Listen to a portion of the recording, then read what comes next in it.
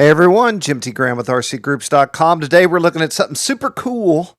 It is the Oversky Hermit 145 V2 micro brushless FPV quadcopter. Everything you see in that picture is RTF in the box, ready to fly, just like that. I saw it and I contacted them and I said, please let me check this out. I've had multiple small quads. I've put micro FPV gear on and things like that. And the cool part about this, brushless motors, nice camera, 300 milliwatt video transmitter, and then it's got that what looks to be a nice hand built antenna. It's all like that out of the box. And I was curious to see how it flew. So my assumption was this was like a little backyard basher, something that I could use for what I like to do, sit on the picnic table, fly around the backyard, go through the pine trees and things like that. I will say it surprised me, and we'll talk about that in just a minute on how far out I could get. Here's the bottom of the quad. You'll see it's a carbon fiber base, and the little logo that's cut into the front behind the camera is actually a place for the heat to get out from the 300 milliwatt video transmitter. The arms are kind of integrated in, and I slapped these around quite a few times. I have a story to tell here at the end of the video that you can visually watch as it unfolds. But I flew this around the backyard. I ran this into multiple things. I thought about making a list. I ran it into a gate, tree, limbs, the ground, picnic table, and everything seemed to be fine. I've yet to break a prop, even though you'll see at the end of the video the amazing feat that I did with this thing. Feet being, anyway, we'll talk about that in a minute. So keep watching. And then here's the back. There's LEDs, and underneath the LEDs, which tell you different things, is a USB port, which will allow you to plug into your computer and work. Like I ran clean flight on this. You can use base flight. Below that is a tiny switch. That switch turns on and off your on-screen display. Very important. I didn't understand for a little while. P.S. I got this before there was any information on it, so there was no PDF, no manual, no page, nothing. So I was just running blind. So that switch is how you turn your on-screen display information on, which is robust. So here we see it with the battery out, and you can see the board under there. And the upper right-hand corner of the board, as you're looking at it, is where you press and then plug in the battery to bind this. I ran this with a DX9. There are a couple of options of receivers that you can get in here, and you don't add anything to it. Nothing really. I mean, you got to put the props on. And then this little battery, I believe, is a 450 mAh 2-cell. It's good for 7 to 9, which occasionally I was like, man, this is too short, but I was just out at the field and it appeared to me to fly for a really long time. I did kind of push it, which I shouldn't do, but it's hard to shoot video when you only have 7 minutes at a go before you have to recharge. But we did it, and I have that footage, so there's flight footage coming. Let's go over some just general specs on this. It's a 200 milliwatt video transmitter, 5.8. It runs $300 for the whole unit. It has 40 channels, 120-degree camera, and also let's talk about weight. It is 112 grams flight weight with the battery, 84 grams without the battery, and they're saying 9-minute flight times. Okay, let's talk about these two things because one of them is going to come into play here for me.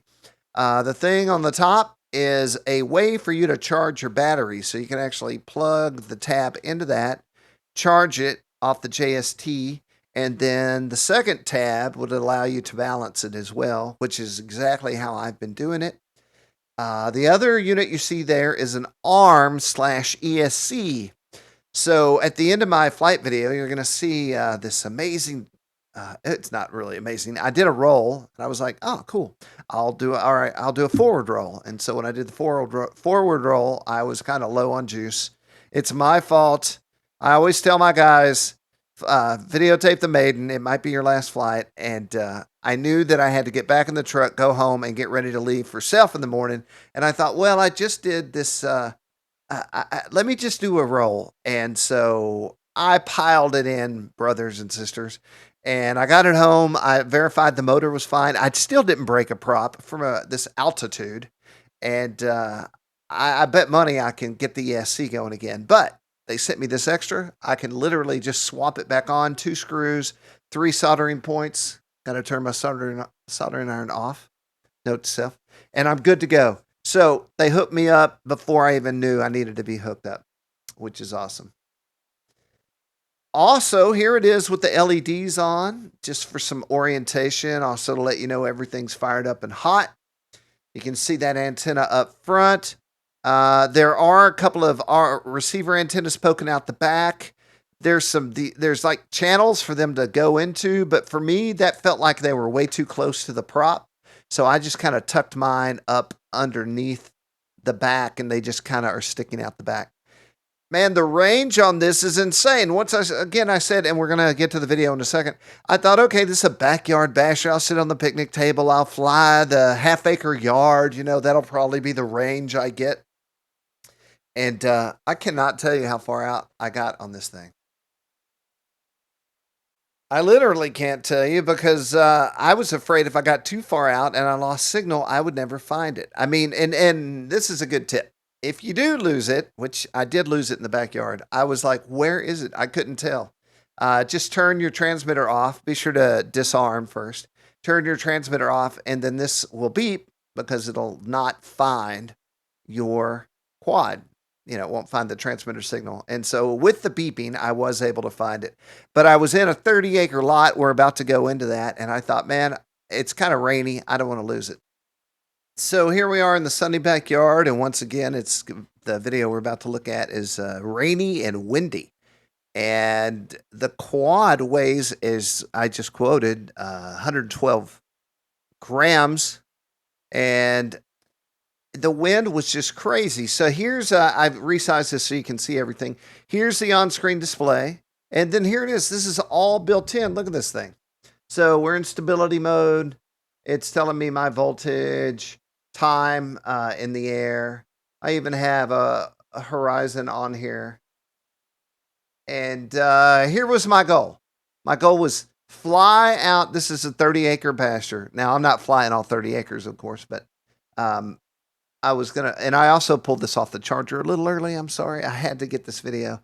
And it's kind of overcast, but it looks pretty nice, doesn't it? So I thought I'm going to fly to this tree. So if I lose it in the air, if I go down, I'll at least know I can walk to the tree and find it. Well, I made it to the tree without anything. There's no static.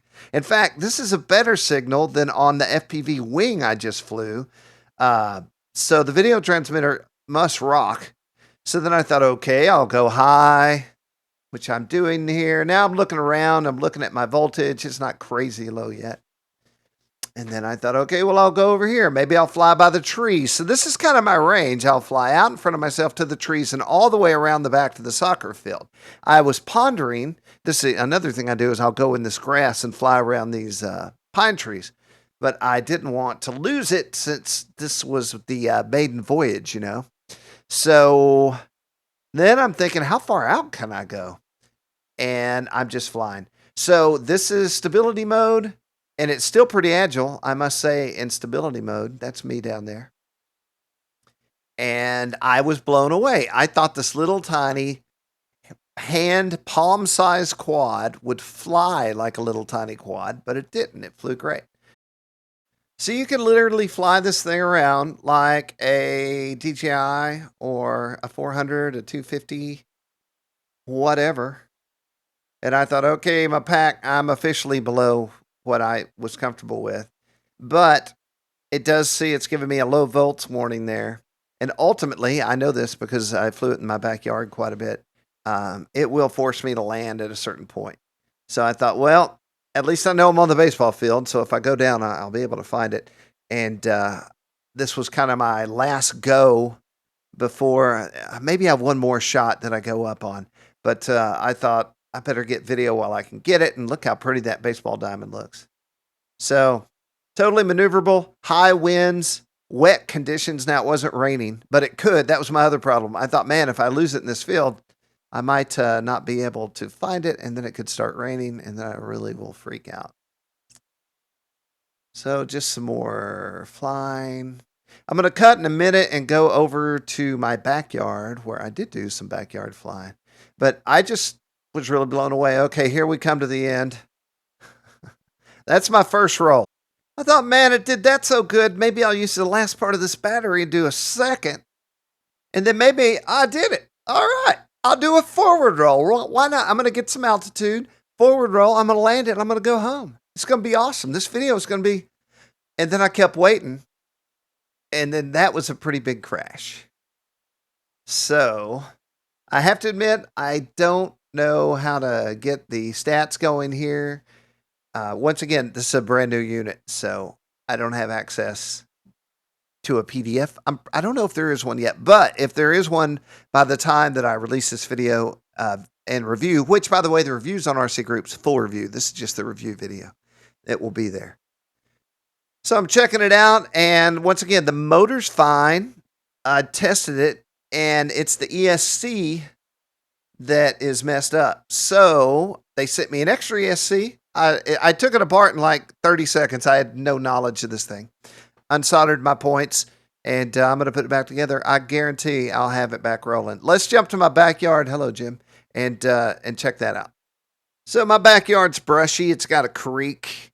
There's a pool behind me. There's a lot of pitfalls and dangerous things back there.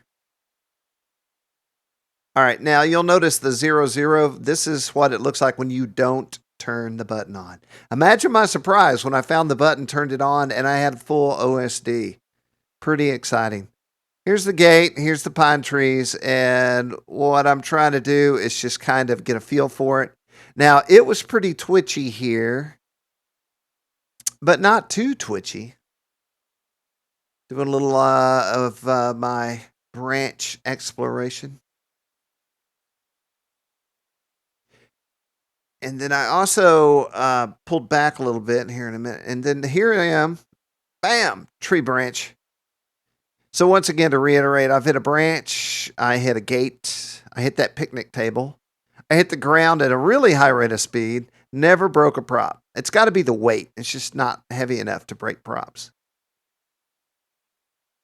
You're seeing a lot of rocking here. It's because everything, the sensitivity was just super high initially. This actually was filmed before I went out.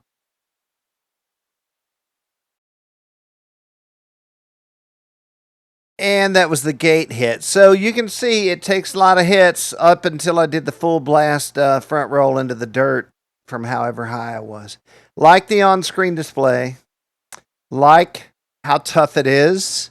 I like that these arms are replaceable and can be easily rewired. I've literally pulled this thing all the way down to the chassis. No problem. All you need is a small Phillips head screwdriver. Camera is good. Good to better than good compared to other small cams I've utilized in the past.